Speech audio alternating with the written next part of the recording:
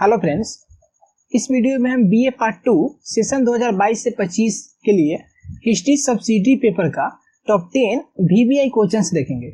मतलब कि आप बीए पार्ट 2 सेशन 2022 से 25 का एग्जाम देने जा रहे हैं और आपका हिस्ट्री सब्सिडी पेपर है, तो फिर आप सिर्फ 10 यानी टॉप 10 क्वेश्चन पढ़कर आसानी से एग्जाम दे सकते हैं और 100% भी तैयारी आपका इसी से हो जाएगा। मतलब कि सिर्फ आप 10 क्वेश्चन पढ़ लीजिए, 7 क्वेश्चन एग्जाम में आ जाएंगे, क्योंकि ये top 10 VVI important question answer है। और 7 एग्जाम में इसमें से 7 आएगा, लेकिन एग्जाम में आपको सिर्फ 4 से 5 क्वेश्चन ही लिखने होते हैं, ठीक है। और आंसर का भी पीडीएफ आप आसानी से डाउनलोड कर सकते हैं। किस प्रकार से पीडीएफ डाउनलोड करना है इसके बारे में भी हम आपको बताएंगे, और किस प्रकार का आंसर आपको मिलेगा, क्योंकि आपको बेस्ट क्वालिटी को आंसर आपको मिलेगा। और चलिए हम आंसर दिखाते देते हैं आपको, और फिर क्वेश्चंस भी देख लीजिएगा। यहाँ जैसे कि देखिए, हिस्ट्री सब्सिडी का 1 नंबर क्वेश्चन है। यहाँ पे 1 नंबर क्वेश्चन है, इसे थोड़ा सा हम बड़ा करते हैं, ठीक है।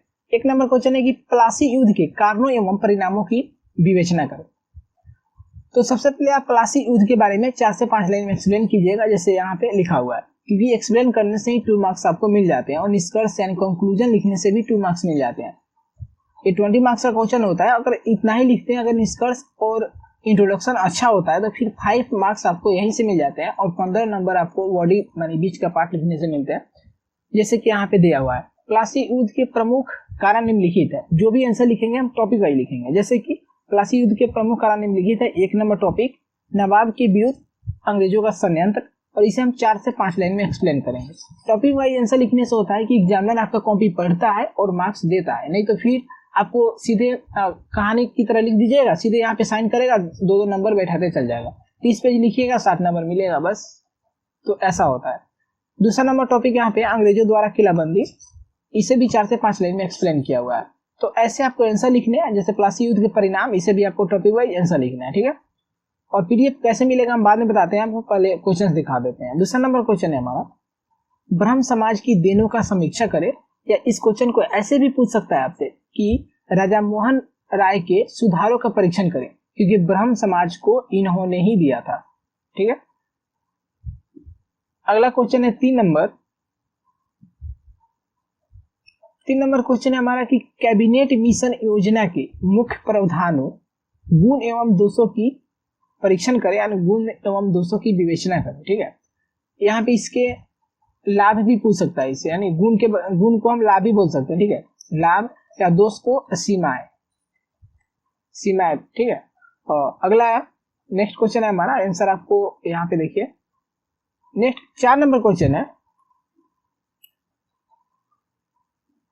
4 नंबर क्वेश्चन है कि टीपू सुल्तान की जीवनी तथा उपलब्धियों की विवेचना करें।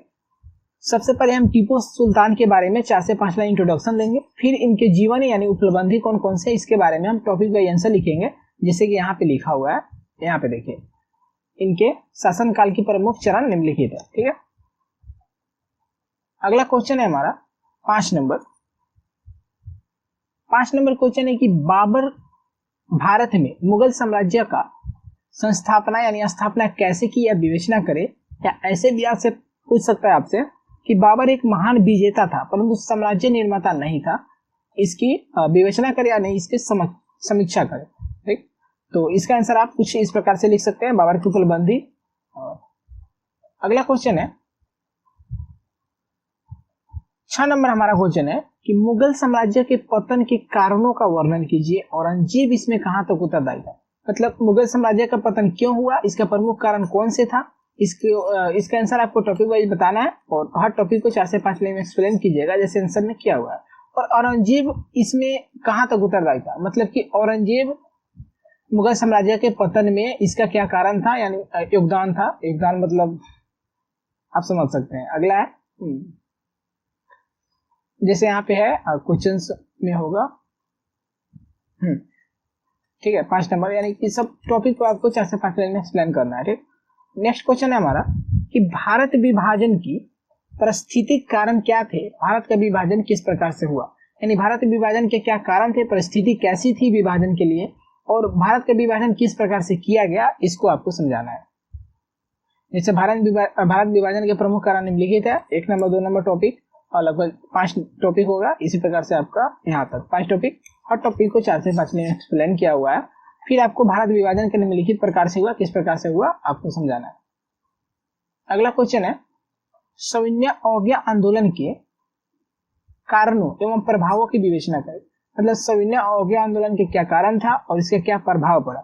सबसे पहले सविनय अवज्ञा आंदोलन के बारे में आप 4 से 5 लाइन एक्सप्लेन कीजिएगा, फिर इसके कारण को टॉपिक वाइज इस प्रकार से सविनय अवज्ञा आंदोलन के कारण निम्नलिखित है 1 नंबर टॉपिक, और 5 टॉपिक बनाकर लिखिएगा या 4।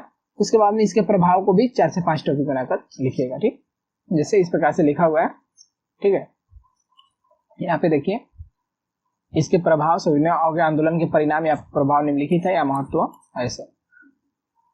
अगला इसका 8वां में एक और क्वेश्चन है कि खिलाफत आंदोलन के कारणों एवं प्रभावों की विवेचना करें। यहाँ आपको खिलाफत आंदोलन के बारे में एक्सप्लेन करना है, 4 से 5 नंबर परिचय देना है, फिर इसके कारण को ऐसा ही टॉपिक बनाकर इनसे लिखना है और प्रभाव को भी। अगला क्वेश्चन है हमारा 9 नंबर। 9 नंबर में है कि 1942 ईस्वी के भारत छोड़ो आंदोलन के कारण एवं प्रभावों की विवेचना करें। ये क्वेश्चन आपको याद कीजिएगा जरूर, क्योंकि ये क्वेश्चन काफी इंपॉर्टेंट है, हर बार पूछा जाता है। ठीक है, तो भारत छोड़ो आंदोलन के बारे में 4 से 5 लाइन में आपको एक्सप्लेन कीजिएगा। पहले सबसे पहले इंट्रोडक्शन दीजिएगा। इंट्रोडक्शन देने के बाद में यहाँ पे भारत छोड़ो आंदोलन के कारण निम्नलिखित है 1 नंबर 2 नंबर, हर टॉपिक बनाइएगा, 5 टॉपिक बनाइएगा। ठीक है, और हर टॉपिक को 5 से 7 लाइन में एक्सप्लेन कीजिएगा। उसी के बाद आप भारत छोड़ो आंदोलन के परिणाम के टॉपिक बनाइएगा और इसे भी 5 से 7 लाइन में हर टॉपिक को एक्सप्लेन कीजिएगा।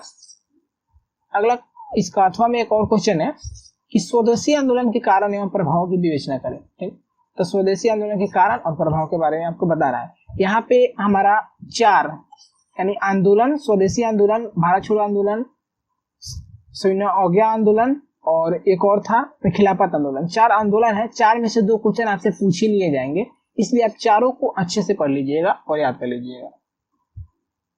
अगला क्वेश्चन है 10 नंबर, अकबर की राजपूत नीति की विवेचना करें।